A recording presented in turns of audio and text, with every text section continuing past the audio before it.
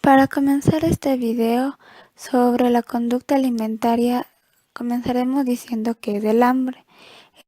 El hambre es la estrategia que cada especie tiene y por tanto van a ser diferentes en cada una. Por ejemplo, las serpientes y los cocodrilos pueden comer una cantidad enorme y seguir comiendo. Y al igual que los osos, ellos comen en largos periodos de tiempo para poder así afrontar los tiempos de invierno.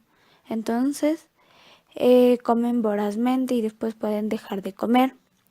Mientras que en los humanos esto no sucede, pues necesitamos comer varias veces, pero no comemos vorazmente como los osos.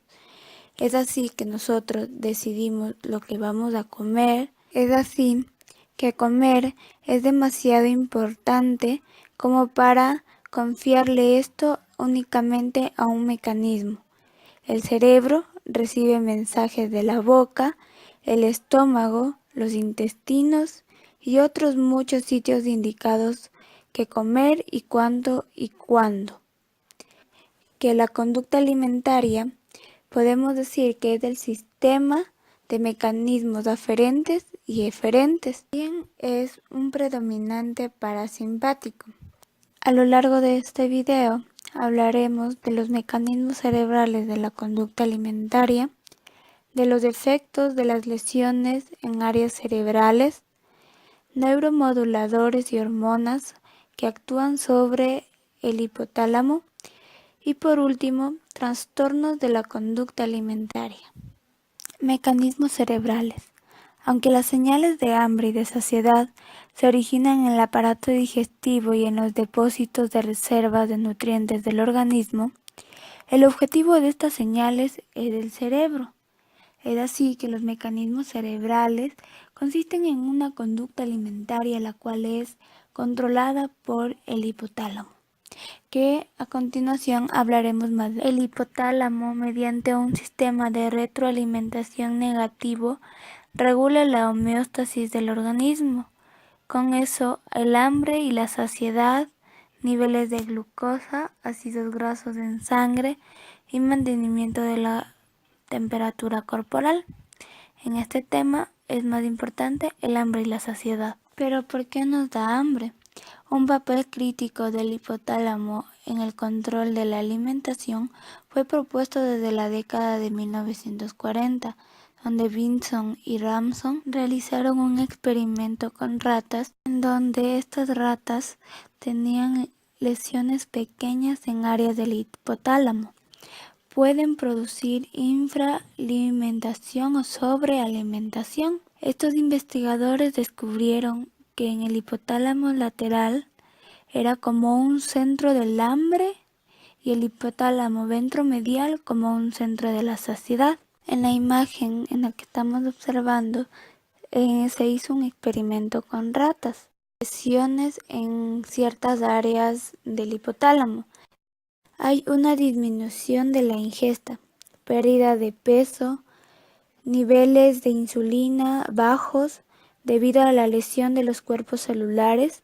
Hay una inactividad, falta de respuesta debido a la lesión de los axones que la atraviesan, que incluye la búsqueda de alimento y agua. Mientras, si existe una lesión en el hipotálamo ventromedial, existe un aumento en la frecuencia de la ingesta, ganancia de peso y niveles elevados de insulina.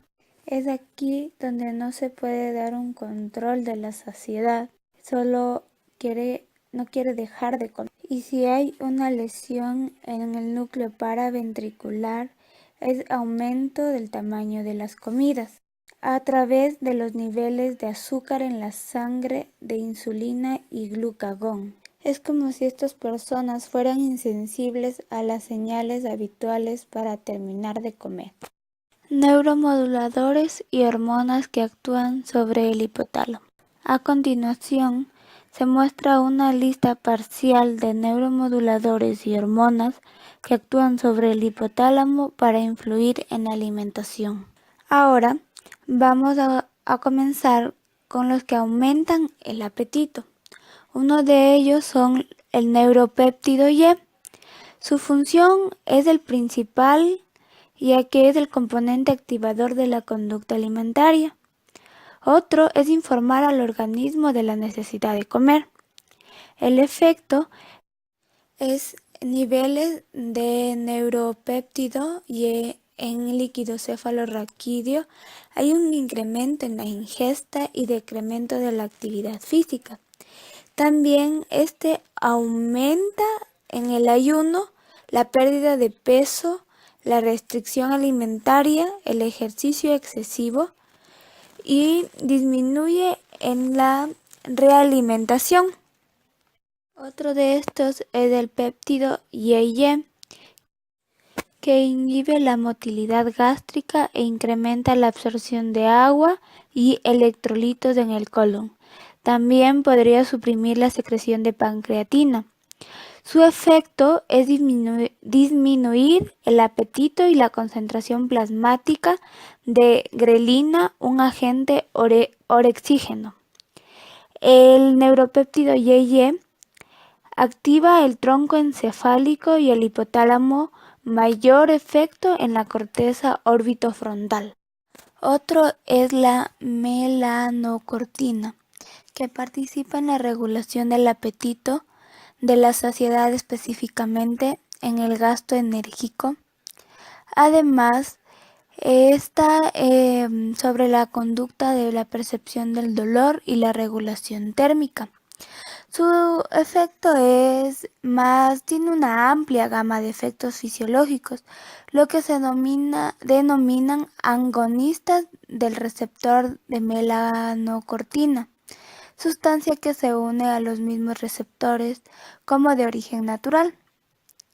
Estas en un futuro pueden ser usadas para controlar enfermedades como la obesidad y la diabetes.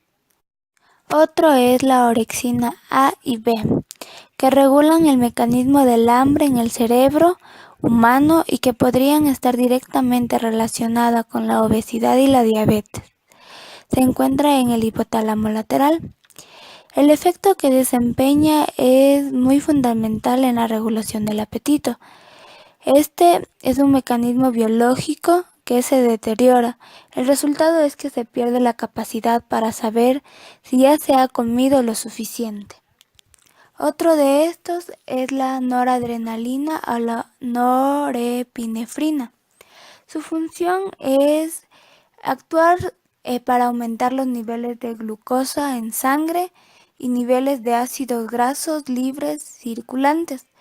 Sus efectos es hiperglucemia, se observa en grandes dosis.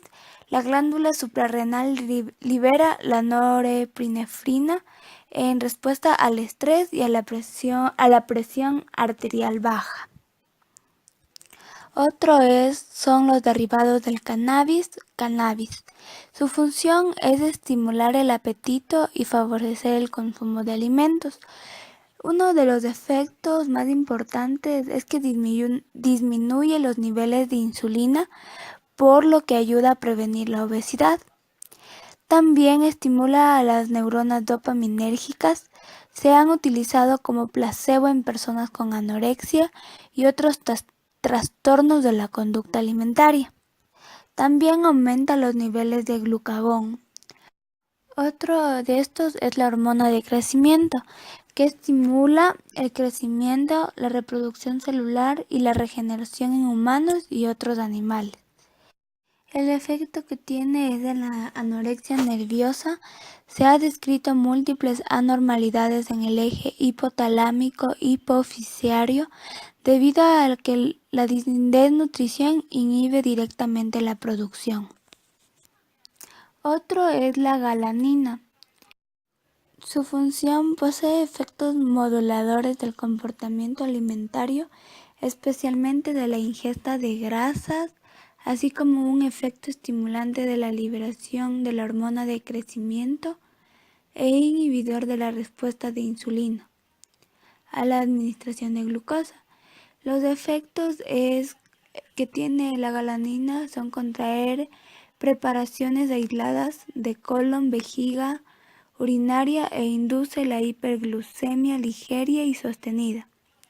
También estimula el consumo de alimentos y tiende a aumentar las concentraciones plasmáticas de la hormona de crecimiento, de prolactina y disminuye la concentración de dopamina. Otra es la grelina, denominada también somatropina. Su función es controlar la liberación de hormonas del crecimiento en la sangre, aumenta en el ayuno y se reduce tras una comida, y que los anticuerpos de grelina a los antagonistas de los receptores de grelina inhiben la ingesta de alimento. Su efecto es en los ventrículos cerebrales, ocasiona ganancia de peso y aumenta la ingesta de comida y disminuye el metabolismo de la grasa en seres humanos. Esta inyección de grelina aumenta la conducta de comer. Ahora vamos a comenzar con los neuromoduladores y hormonas que disminuyen el apetito. La primera es la leptina. Su función es una hormona que secreta células grasas o adipocitos que informan el estado de las reservas energéticas. También resultan claves a la hora de consolidar nuestros hábitos alimenticios, de forma que a mayor cantidad de hormonas, menor es la sensación de hambre. El efecto en ayunas: tras la restricción calórica intensa, los niveles lépticos caen bruscamente, lo que causa un aumento del apetito y una disminución del gasto energético. Otro de estos es la colecistoquinina. Esta tiene su función de secretada por las células duodenales en respuesta a la presencia de alimentos, sobre todo de grasas. Esta actúa inhibiendo el vaciado gástrico, lo que produce una sensación de saciedad, lo que inhibe también el apetito a corto plazo. El efecto se destaca que esta hormona actúa cumpliendo la función anteriormente mencionada con la secretina. Actúa de manera distinta del GIP, es que estimula la liberación de insulina por el páncreas, y la motilina induce la movilidad intestinal. Otra es la insulina. Su función es la hormona pancreática encargada de la regulación de la glucemia, concentración de glucosa en la sangre. Asimismo, posee un papel importante en la regulación del metabolismo y estimula la conversión de glucosa con el adipocito de triacilgliceroles de inclusión lipídica. El efecto de la leptina es regular el peso corporal a largo plazo, ya que actúa sobre los centros nerviosos superiores del hipotálamo. También puede inhibir los mecanismos de señalización de la insulina y la leptina en el hipotálamo. Otra es la norepinefrina. Su función es un productor químico que nuestro organismo crea de manera natural y pueda ejercer como hormona y neurotransmisor. Participa en la regulación del ánimo, en la ansiedad y en el control de la conducta alimentaria. El efecto que tiene es un regulador alfa y puede regular el inicio de la alimentación, mientras que los beta participan en la inducción de la saciedad. Otro es la serotonina. La serotonina tiene funciones de eficacia en la reducción del síntoma de los trastornos alimentarios, aunque se han mostrado mejores resultados en la bulimia nerviosa que en la anorexia nerviosa. Contribuyen a la modulación del apetito. Otro es el glucagón. El glucagón es un potente inhibidor de la ingesta alimentaria que es producido por la célula L del intestino delgado y en algunas neuronas del tracto solitario. Efectos. Una disminución de glucagón hace que la persona tenga un aumento de la captación de aminoácidos, es decir, comienza a tener un mayor apetito. Esto se debe a que no existe suficiente azúcar en el torrente sanguíneo. Y un aumento del glucagón en la persona de la sensación de saciedad por gran presencia de azúcar en la sangre, haciendo que la persona deje de comer. Otro son los estrógenos. En las mujeres, los estrógenos inducen a los fenómenos de proliferación celular sobre los órganos principalmente, endometrio, mamas y el mismo ovario. El efecto son los niveles de estrógenos pueden ser elevados debido a la obesidad, la enfermedad cardiovascular y problemas digestivos. Y niveles bajos puede ser causado por menopausia, anorexia y síndrome de Turner. Otro de estos es la cocaína. La cocaína es un neuropéptido orexígeno que actúa inhibiendo la ingesta y estimulando el eje hipotálamo-hipofiso adrenal y la termogénesis y retarda el vaciamiento gástrico y aumenta la circulación de ácidos grasos. El efecto de la cocaína es que aumenta su cantidad y provoca disminución del apetito, pero cuando se presenta en menores cantidades. Y otros son los transcriptores de las anfetaminas. Su función de las anfetaminas es proyectan en el hipotálamo lateral y el núcleo paraventricular y hasta el intermedial lateral de la médula espinal para aumentar la secreción hipofisaria de TSH y ACTH. Estas hormonas aumentan también el metabolismo, activan el sistema nervioso simpático y disminuyen el hambre.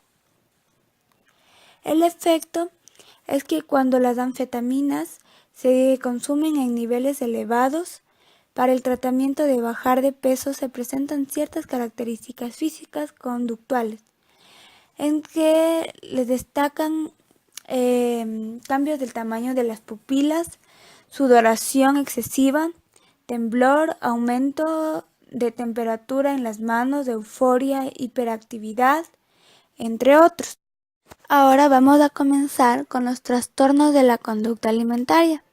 Uno de los más importantes que se menciona son la anorexia, la bulimia y la obesidad. La obesidad se considera una enfermedad, mientras que la anorexia y la bulimia se consideran alteraciones psiquiátricas. Sin embargo, cualquier trastorno de la alimentación incluye tanto elementos biológicos como psicológicos. La obesidad suele ser el resultado de ingerir más calorías de las que se quema durante el ejercicio. Esta se caracteriza por un índice de masa corporal igual o superior a 30. El síntoma principal es la grasa corporal excesiva, que aumenta el riesgo de padecer problemas de salud graves. El principal tratamiento es implicar hacer cambios en el estilo de vida, por ejemplo, seguir una dieta más saludable y hacer ejercicios. Mientras que en la anorexia nerviosa no quieren comer todo lo que necesitan, por tanto se vuelven extremadamente delgados y en algunos casos llegan hasta morir. Esto comienza a partir en la adolescencia, a partir de los 20 años. En anorexia estas personas suelen estar interesadas en la comida, muchas disfrutan cocinar con el sabor, el olor de la comida. Su problema no es la falta del apetito, sino el miedo a volverse gorda o perder el autocontrol. Estas personas, al perder su autocontrol, se vuelven muy perfeccionistas en el aumento de la actividad, recuerdan un comportamiento obsesivo compulsivo. La bulimia nerviosa es una enfermedad en la que las personas alteran entre temporadas de dieta extrema y de sobrealimentación. Aquí no todos se esfuerzan a sí mismos a vomitar después de grandes comidas. La bulimia tiende a ser, tiene niveles más altos de péptido Y que neuromoduladores de neuropéptido Y. La bulimia es comparada a la adicción de las drogas debido a que al ingerir la comida sabrosa activa las mismas áreas cerebrales que las drogas adictivas. En un ciclo de falta de comida seguido por sobrealimentación estimula fuertemente la área de refuerzo del cerebro de forma muy similar al síndrome de abstinencia. Es decir, que alguien adicto a la bulimia no puede dejar de alimentarse de golpe.